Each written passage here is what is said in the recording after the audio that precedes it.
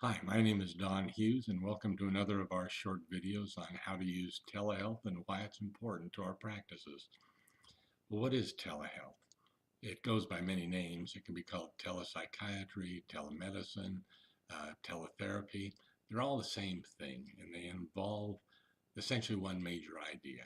It's connecting patients and providers over the internet using a webcam and video and data transfers. It's a convenient way of reaching out to patients. It's that idea that we're extending beyond our own four walls of our office.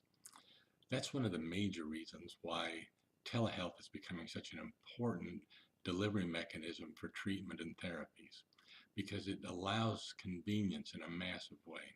CDC has been tracking for the last number of years missed office visits, and that annual report is always really interesting to look at. It ranges by specialty from about 5% missed visits, that's usually down around some of the specialty surgery practices, up to about 50%.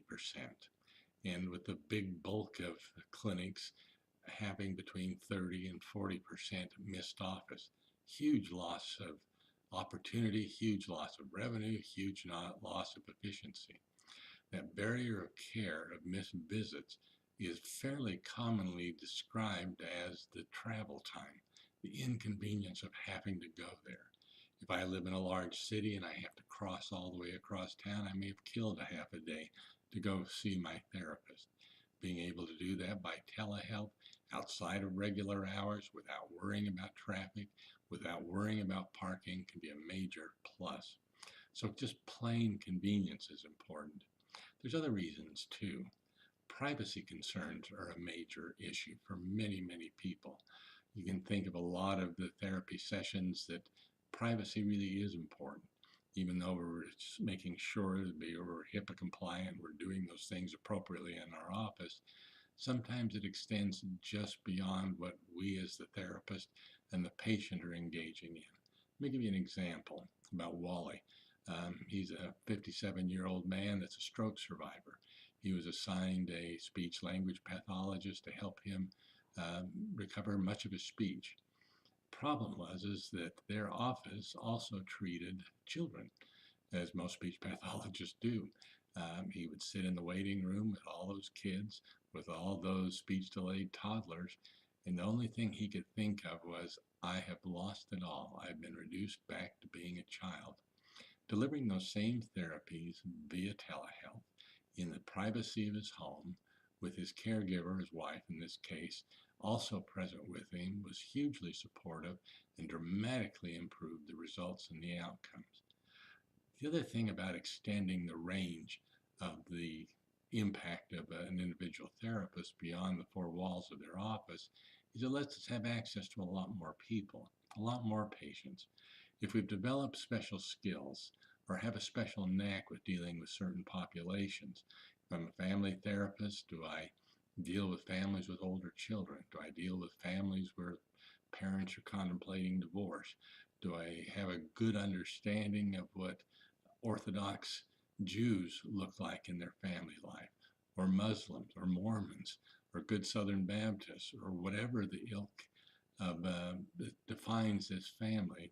And if I've developed the skills around that, I should be able to reach those people, and they should be able to reach me from broader areas.